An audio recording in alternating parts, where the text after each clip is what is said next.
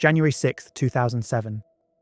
In Knoxville, Tennessee, 21-year-old sociology student Shannon Christian finishes work and heads over to her friend Kara's apartment to get ready for a party together. Meanwhile, her 23-year-old boyfriend, Christopher Newsom, catches up with his best friend Josh, planning to pick her up once she's ready so the two of them can go to dinner together and then join everyone else at the party later. Although the couple have only been dating for a couple of months, they're already deeply infatuated with each other, and so spend the entire evening texting back and forth, looking forward to a fun night in each other's company. But by 8 p.m., with Chris running behind, Shannon tells Kara to head off to the party without her, where she'll join her later. At the party, Kara spots Chris dropping Josh off, so she calls Shannon to tell her that he's finally on his way over to meet her. Although a little annoyed at him when he arrives at long last, Shannon quickly forgives him and begins laughing and joking with him as they head down to the parking lot, trying to decide where they should go to eat. Beside Shannon's SUV, they share a hug and a kiss, completely unaware that they're being watched, because in that moment, they have just been spotted by a group of violent criminals. Suddenly, 3 men swarm them, pointing guns at them. Unable to even process what's happening, Chris and Shannon are shoved into the back of the SUV at gunpoint. With one of their attackers at the wheel, the others bind their hands behind their backs and blindfold them both. Trapped and terrified, the couple have no idea what's happening as they're driven to a nearby house. And when they reach it, the situation quickly escalates, transforming from an apparent carjacking into what can only be described as a genuine living nightmare. The next morning, Shannon's mother Dina checks in on her daughter to find that she still hasn't returned home from the party. With no missed calls and Shannon's phone going straight to voicemail, Dina soon discovers from Kara that Shannon and Chris never arrived at the party last night, nor had they informed her or anyone else they wouldn't be attending. In fact, at around 11 p.m. the previous night, 2 of their friends had gone to the parking lot to check on the couple, where they found Chris's truck, but no sign of Shannon's SUV. Then Shannon's workplace calls the house, telling her that she didn't show up for her shift that morning. And when Dina contacts Chris's parents, they're just as confused over why their son also hasn't returned home. So the 2 families call the police to report them as missing. But as Shannon and Christopher are both adults, they're told they're free to come and go as they wish, and informed they need to wait at least 24 hours before they can file an official report. But this isn't actually true, it's just a common tactic used by the police to avoid triggering an investigation into someone who will more than likely show up later that day. Unfortunately, this wasn't going to be one of those situations. Knowing something isn't right, the parents of Chris and Shannon instead join up with some of the couple's friends and begin searching for them themselves, going to the parking lot where they were last seen, calling local hospitals and checking in with everyone who might know where they are. They even managed to get Shannon's cell phone provider to give them location data, revealing that her phone last pinged at a tower on Cherry Street in northeast Knoxville, around 6 miles from the parking lot. If they weren't already worried enough, this amplifies their fears, as the Cherry Street area is known for its high crime rate, including illegal activities like buying and selling drugs and weapons. After organising a door-to-door search around the area, on January 8th they managed to find the SUV abandoned at an intersection on Cherry Street. But somebody has removed the window stickers from the car, alongside Shannon's various belongings, such as her iPod and phone charger, and the stuffed bear and photograph she always kept on her dashboard. And the usually spotless car has mud all over the floor. Perhaps most concerning for the families, the driver's seat has been shifted back way further than Shannon would ever adjust it, to the point that she would have been unable to even reach the pedals. There is no doubt in their minds that someone else had been driving her car. This time, when they call the police, their concerns are taken seriously, with investigators arriving to impound the vehicle for forensic analysis and take details about the couple. But what the families don't yet know is that the day before, the police had already been notified of a horrific discovery. At around midday on the 7th, a Norfolk Southern Railway worker stumbled across the badly burned body of an adult male on the tracks, immediately contacting the police. While the families were busy searching for Shannon's SUV, the police began analysing the remains. The victim was found wrapped in a comforter with a sweatshirt around his head to secure a sock gag. A belt had been tied around his ankles, with a shoelace tying his wrists behind his back. He had been sexually assaulted before being shot 3 times execution style, doused in gasoline, and set on fire, which unfortunately destroyed any potential forensic evidence. Sadly, they soon confirmed that the body belongs to Chris, advising his family not to view the remains due to the severe nature of his death. Hearing the news, his mother, Mary, collapses in shock, and ignoring their advice, she chooses to see her son's body, wrapping her arms around the body bag as she cries, promising she'll meet him again one day. While this discovery is obviously chilling, it raises one huge, disturbing question. Where is Shannon? Given her body wasn't found with Chris, her family cling to the hope that she's still alive. and their discovery of her SUV provides some immediate clues as to where she may be. Inside the vehicle, the police discover an envelope with the address 2316 Chipman Street written on it, which is only a few blocks away from where it had been found. They also recover fingerprints from the car and quickly identify who they belong to, given his extensive criminal history, and he just so happens to currently be living at the address written on the envelope. His name was Lemaricus Davidson, and he was a known criminal who had only just gotten out of prison after finishing a 5-year sentence. So the Knoxville Police and the Knox County Sheriff's Office secure a search warrant for 2316 Chipman Street, arriving on January 9th at the rundown home. But when they knock on the door, they receive no response.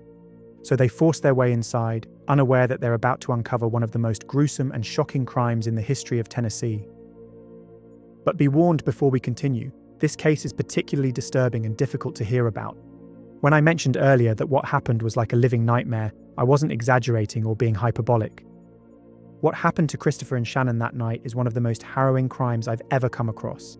It isn't something that's going to leave your mind quickly, and the sheer evil and brutality behind what happened can feel overwhelming and terrifying. But I think it's important that we don't forget or ignore what happened, and that Christopher and Shannon have their stories told. So with all that in mind then, this is the story of Shannon Christian and Christopher Newsom, or as it's maybe better known, the Knoxville Horror.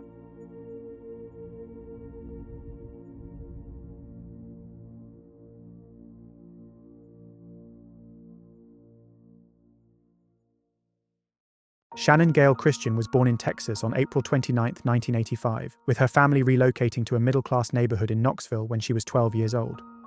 From a young age, she had a close relationship with her mother, Dina, who described her as joyful and loving, and both she and her brother Chase quickly settled into the area and formed close friendships. One of her closest friends was Cara, who was more like a sister to her than anything else. Shannon was at her apartment so regularly that the two joked she may as well live there. Studying sociology at the University of Tennessee, Shannon was on track to graduate in December 2007. She lived at home with her parents and worked 2 jobs, which allowed her to buy her silver Toyota 4Runner, which she used to commute to school and work and to start saving for her future. And she had big dreams for that future, including wanting to have 4 children of her own, hoping to replicate the relationship she had with her own parents. Her boyfriend, Hugh Christopher Newsom Jr., was fractionally older than her, born on September 21, 1983, and had lived in Knoxville his entire life.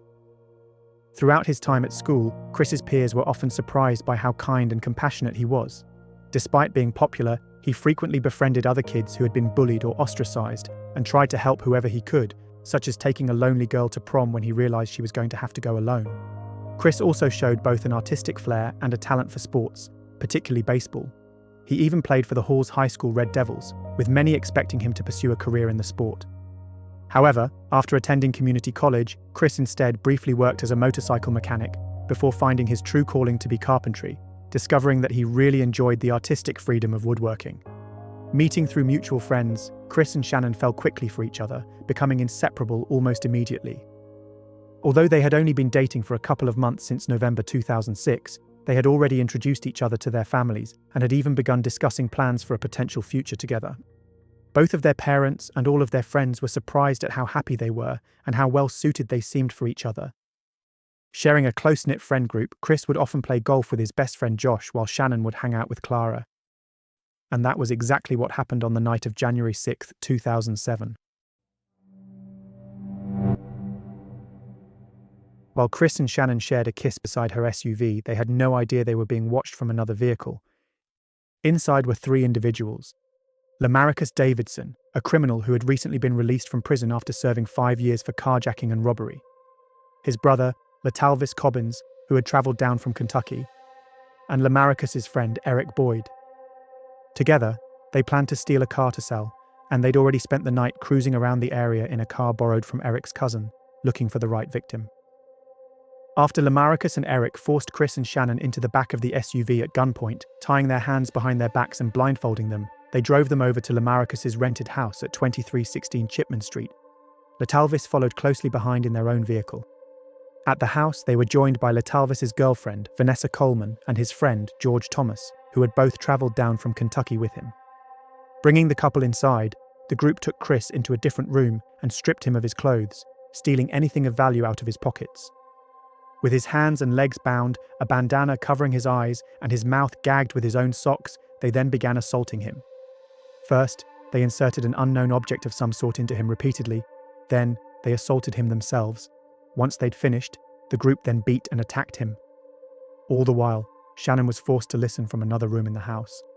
Forcing Chris to stand despite his pain and injuries, they then dragged him out to the car and drove him to a remote area near the railroad tracks. With his hands and feet restrained, they forced him to walk barefoot in the mud, wearing nothing but a shirt, with some reports claiming he was dragged by a dog leash placed around his neck. He was still blindfolded and his mouth was still gagged. Then one of the three men shot him with a .22 caliber pistol, once in the shoulder and once in the back, leaving him paralyzed, but alive. The third and final shot was taken at close range to his head, severing his brainstem and instantly ending his life. Hoping to conceal the murder, the three men covered his body with a comforter from the house, doused it in gasoline, and set him on fire, leaving him to burn. Back at the house, unaware that they'd just murdered her boyfriend, Shannon was left under the watch of Vanessa in a bedroom. Alone with her, had Vanessa wanted to help her escape or go and get help, having just witnessed what had been done to Chris, she had every opportunity to. But she didn't. When the four men returned, they immediately began subjecting Shannon to unimaginable torment in the bedroom. Remaining tied up, they beat and assaulted her over and over, with a level of cruelty and brutality that is hard to comprehend any person being capable of. She had been purposefully bound so that her most vulnerable areas were exposed, with her captors taking turns assaulting every part of her, even using a foreign object believed to have been a chair leg, causing substantial trauma. She was kicked and beaten multiple times, including being struck in the head and in the genitals, resulting in significant injuries and blood loss. At some point while all of this was going on, Lemaricus's on-again, off-again girlfriend, Daphne Sutton, arrived at the house to collect some belongings, as she'd just recently moved out. She was handed a bag of clothes but didn't check what was inside. Though she found the group to be acting strangely, she never saw Shannon or what the group had been doing to her.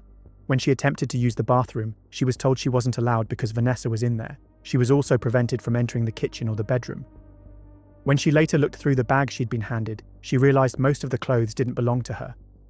As you can probably guess, they would later be identified as belonging to Shannon.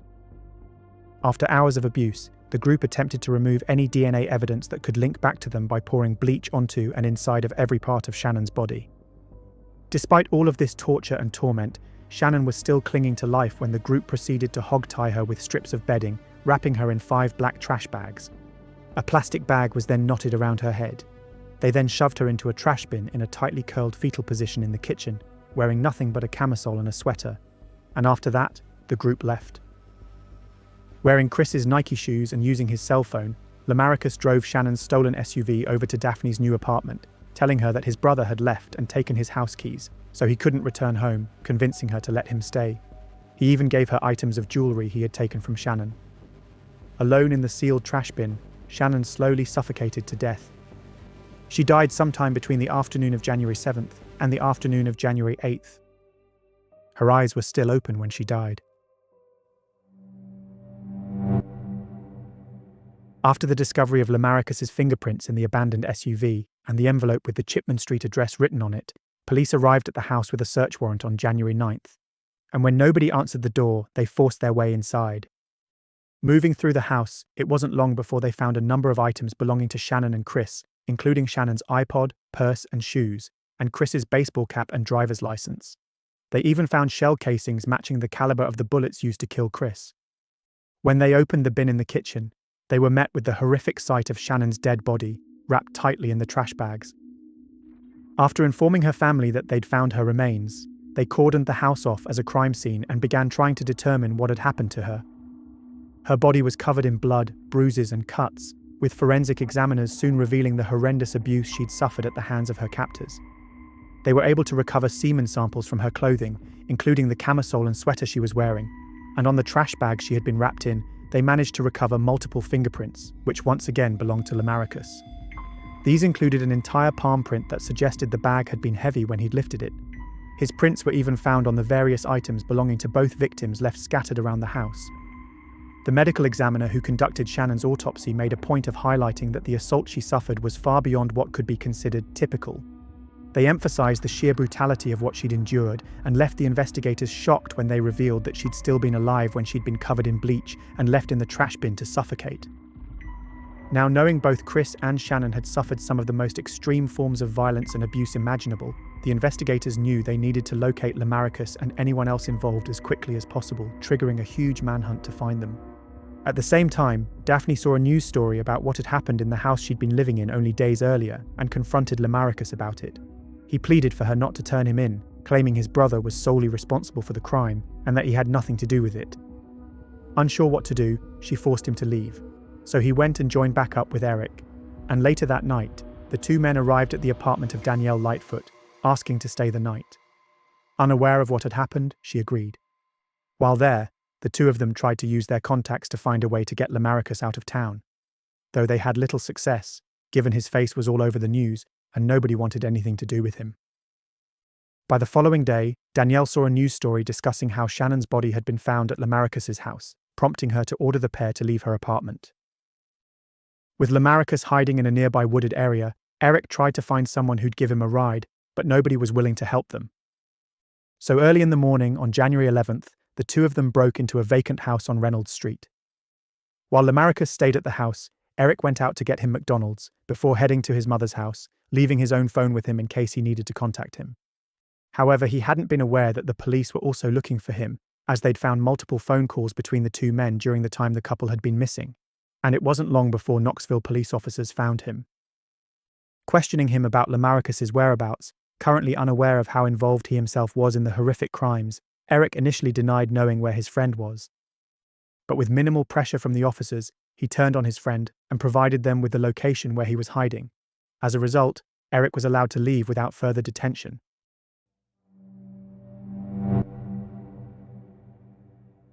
Arriving at the vacant house around 4 p.m. that same day, the investigators arrested Lemaricus, who was still wearing Chris's Nike shoes. They also found the McDonald's bag they would later learn Eric had delivered to him, as well as Eric's cell phone and a .22 caliber revolver in his possession. During his interrogation, Lemaricus changed his story multiple times about what happened. At first, he claimed he hadn't been at the house at all and said he had no knowledge about anything that happened there. Then, he stated he actually had been there and that his brother Letalvis and his friend George Thomas had arrived around 10 p.m, claiming they'd carjacked two people who they'd brought with them in the car. According to him, he wanted nothing to do with it, so he went outside to smoke. And when he came back in around 20 minutes later, he claimed only Shannon was still in the house, with no idea what had happened to Chris. He claimed he then took Shannon's SUV to use for selling drugs in the area, before abandoning it and wiping it down. He adamantly denied that he was in any way involved in anything, assuring them his DNA would not be found on Shannon, as he had no sexual contact with her. I can only assume he genuinely and naively believed that the bleach had erased all traces of what he'd done to her. Later that day, Letalvis and George were arrested in Lebanon, Kentucky, with police finding a number of Shannon's items still in their possession. Examining their computer, they found that they'd been watching news reports about the murders. Just like Lemaricus, they both offered entirely different accounts of what happened, claiming they personally had no involvement. After Vanessa was mentioned by both men, she was also tracked down and arrested later that same day. With the 4 suspects in custody, while the investigators waited for their forensic results to come back, they tried to make sense of their conflicting stories. Among the many changing stories, Vanessa claimed that she'd been held hostage like Chris and Shannon and had been forced to watch and participate in what was happening. And Letalvis claimed that once the couple had been brought back to the house by Eric and Lemaricus took Shannon into the bedroom by himself, and Eric drove off with Chris, without him or George being involved in anything. However, while the semen recovered from Chris's body had been too damaged by the fire to identify who it belonged to, the samples found on Shannon's clothes, as well as the samples the medical examiner found in multiple areas of her body, were not. Multiple samples came back as matches for both Lemaricus and Letalvis, completely undermining both of their self-serving accounts.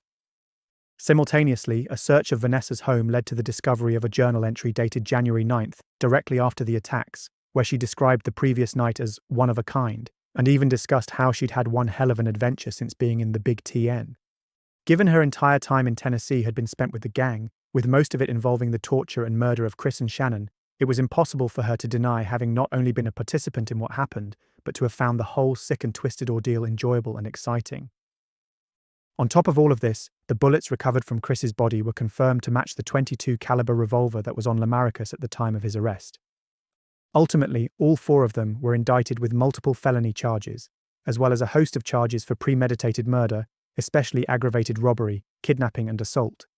At the time, Eric was not thought to have been an active participant in the events, with no direct evidence tying him to the crimes, so instead, he was only arrested and charged as an accessory after the fact for his role in helping to conceal the murders and hide Lemaricus from the police.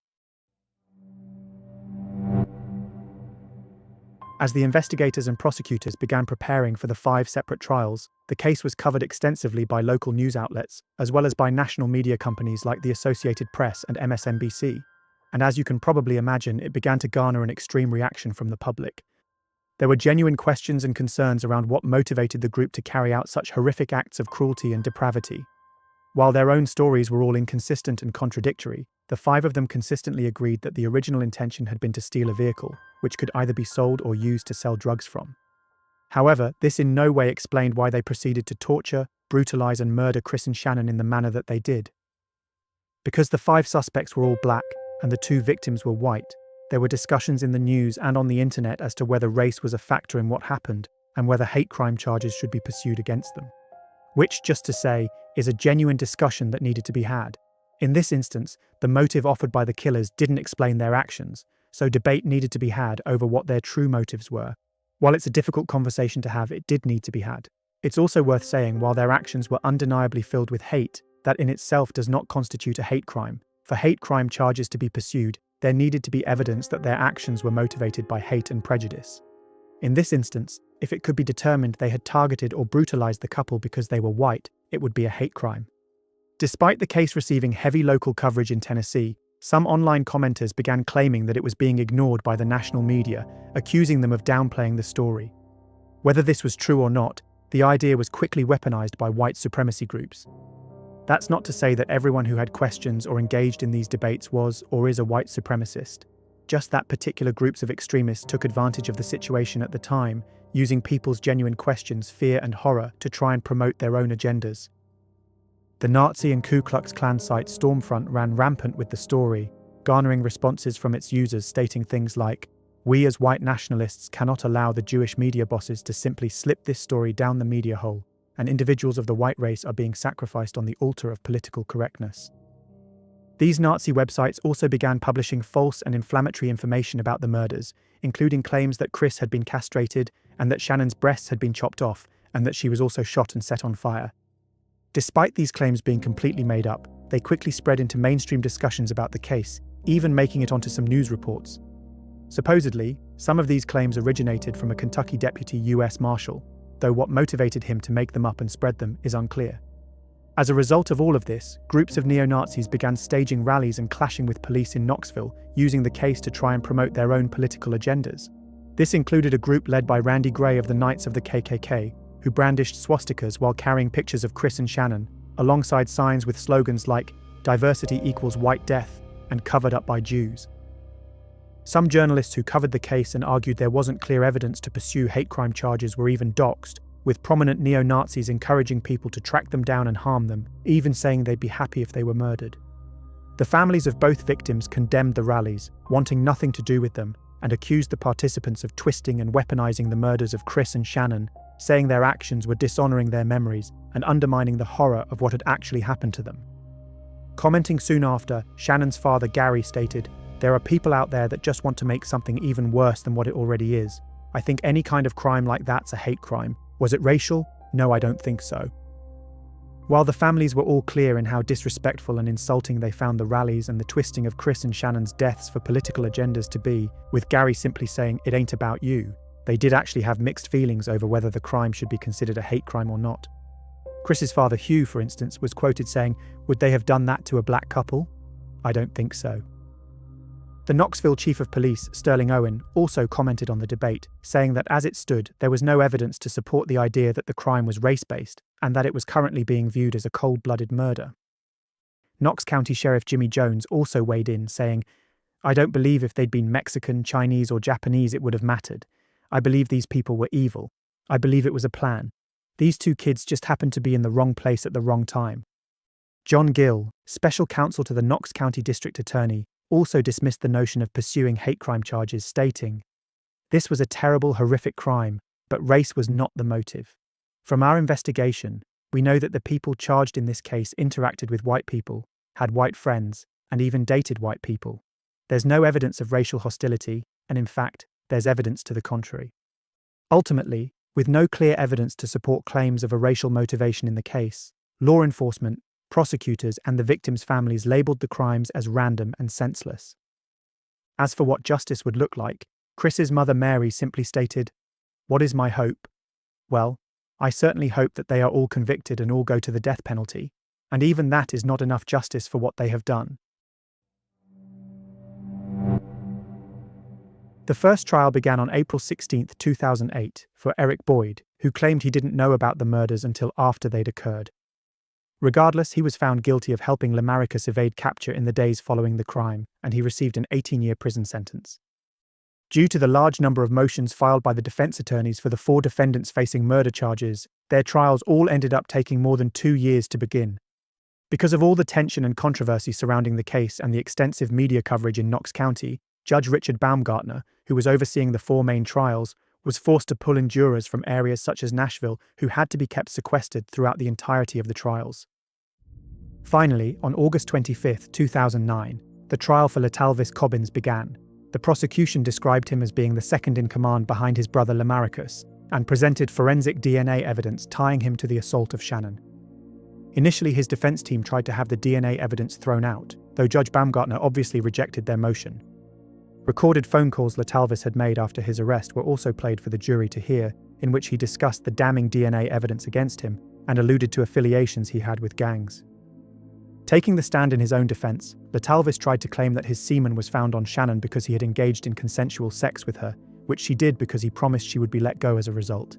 Even if that was true, which it clearly wasn't, I'm not really sure what he thought it would change, because the scenario he described was clearly still not consensual and would still constitute assault. He even admitted that in his version of events, he didn't let her go afterwards like he'd supposedly promised her, and that he'd been present when she was left to die inside the trash bin. As you can guess, he was found guilty of the assault and first-degree murder of Shannon.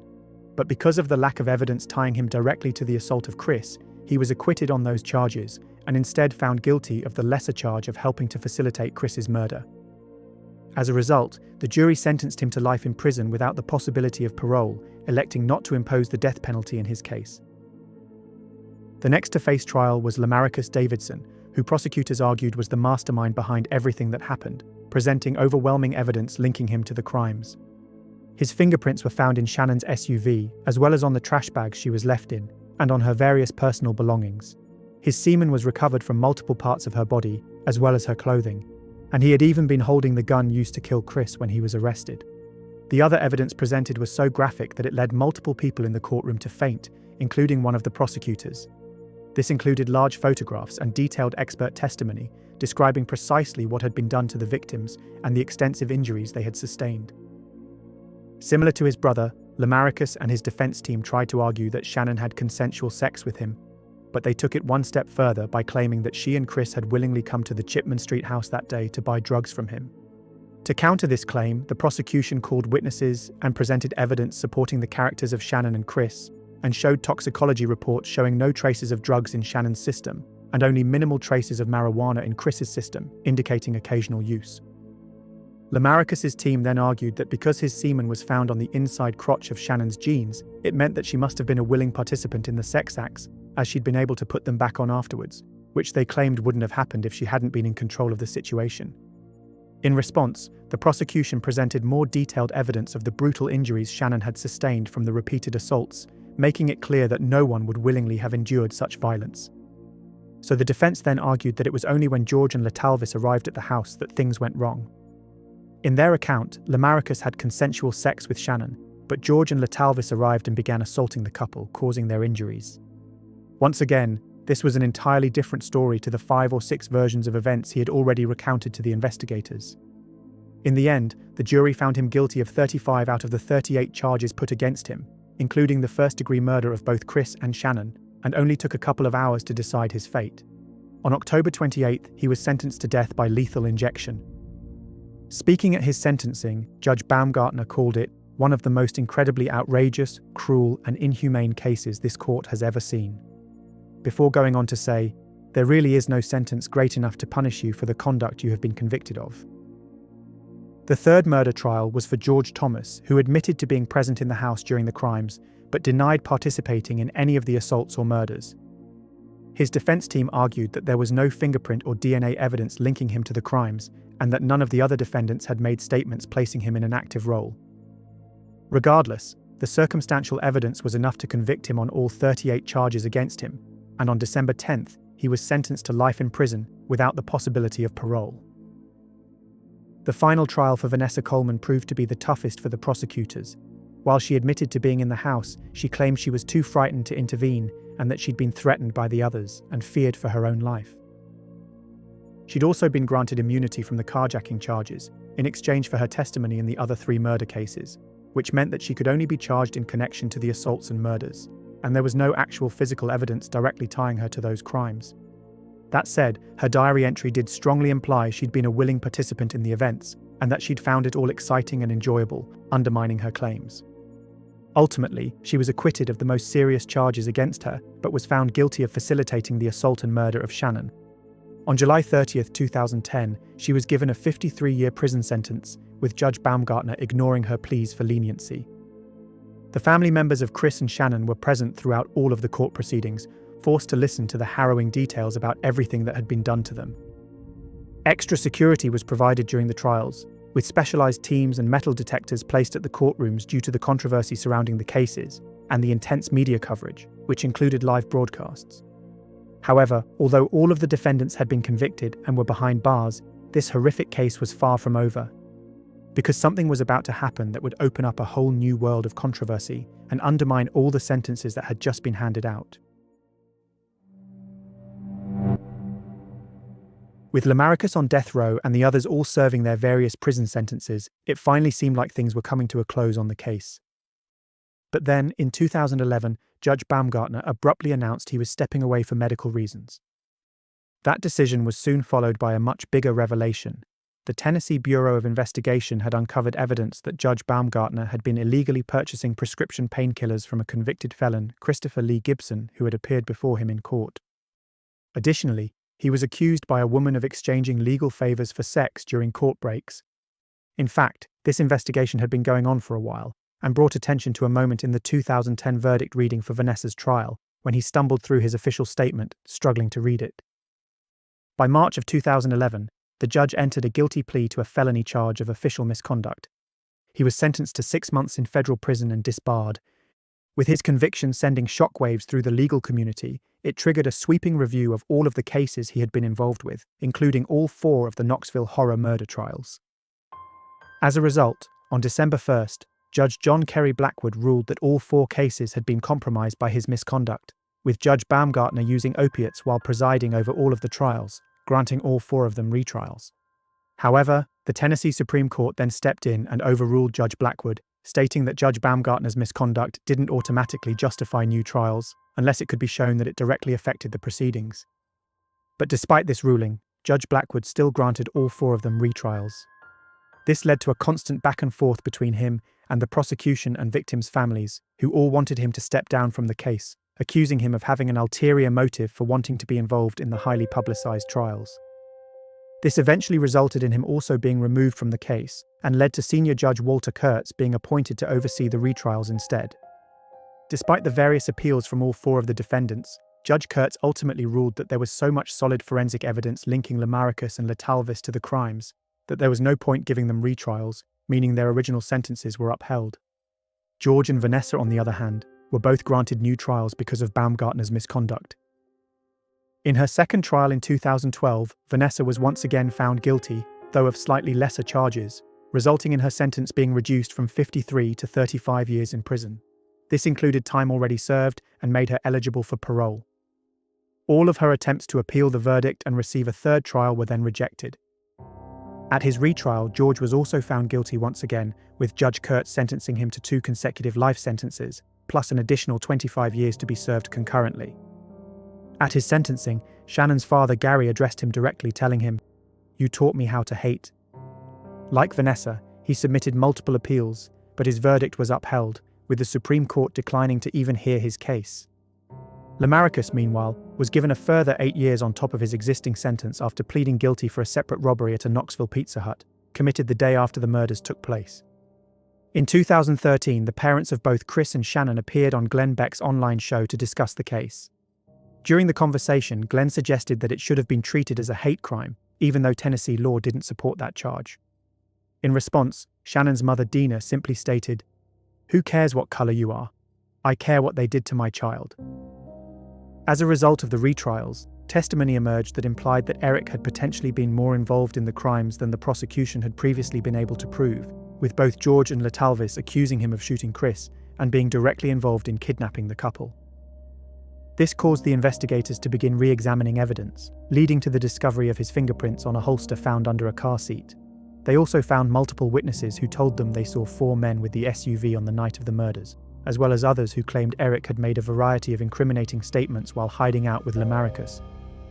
In exchange for testifying against him, the prosecution offered George the chance to have his sentence reduced to 50 years, which he accepted. So in 2019, more than a decade after the murders, Eric faced a new trial in Knox County, facing 36 charges, including first-degree felony murder and aggravated assault, meaning he could finally be held accountable for his role in the murders. After hearing the various witness testimonies, including George's account of Eric's actions that night, a jury found Eric guilty of all charges and sentenced him to life in prison, plus an additional 90 years.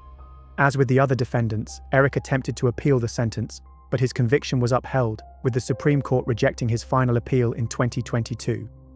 The relief in the courtroom when Eric was found guilty was palpable, as it marked the end of a long and agonizing journey for the loved ones of Chris and Shannon. After hearing the verdict, Chris's mother Mary, who had long pushed for Eric to be charged for the murders, was quoted saying, "I've always had a mother's instinct that he was the one who murdered my son." Shannon's father, Gary, also gave his thoughts on the new verdict, saying, "We'll never get justice on this earth, not for what they did, but I think we got them all, and that's what I promised my daughter." As of today, George, Letalvis, and Eric are all still serving their prison sentences, while Lemaricus is yet to be executed and is currently sitting on death row at the Riverbend Maximum Security Institution in Nashville. Although Vanessa became eligible for parole in 2020, she was denied it and remains incarcerated. Both the mothers of Chris and Shannon spoke out against her at the parole board hearing, who set her next review date for 2030. The house on Chipman Street where the murders occurred was later demolished, with a memorial being erected in its place to honor the couple. Both Chris and Shannon had multiple foundations created in their names, including the Shannon Gale Christian Foundation, which awards an annual scholarship to a female student attending the University of Tennessee where Shannon studied, and an annual baseball scholarship provided by Chris's former high school. Shannon was laid to rest at the Berry Highland West Memorial Park in Knoxville, while Chris was buried at Woodhaven Memorial Gardens in Claxton, Anderson County. New laws were also enacted in memory of both Shannon and Chris. The Shannon Christian Act was introduced to prevent future situations in court, where a defendant and their team could make unsubstantiated, harmful, or inappropriate comments about a victim with the intent of tarnishing their character, including disclosing private aspects of their past, such as mental health struggles or substance abuse. This was in direct response to Lemaricus's attempts to claim the couple had come to his home to buy drugs, with no evidence to back up his statements, while the jury hadn't even been allowed to hear about his own past convictions. The Chris Newsom Act, on the other hand, changed the guidelines for judges acting as the 13th juror in criminal trials, meaning they could not override the jury's decision regarding a defendant's fate. This was in response to the controversy regarding Judge Baumgartner, whose actions had led to questions about the fairness of the original trials and sentences. Even after all these years, the horror of what happened still lingers in Knoxville. The names Shannon Christian and Chris Newsom are now etched into the city's memory. The people still remember, the families still grieve, and for anyone who hears their story, it becomes part of theirs too, because this is the sort of story that stays with you forever. And maybe that's how it should be. Maybe some things should never be forgotten.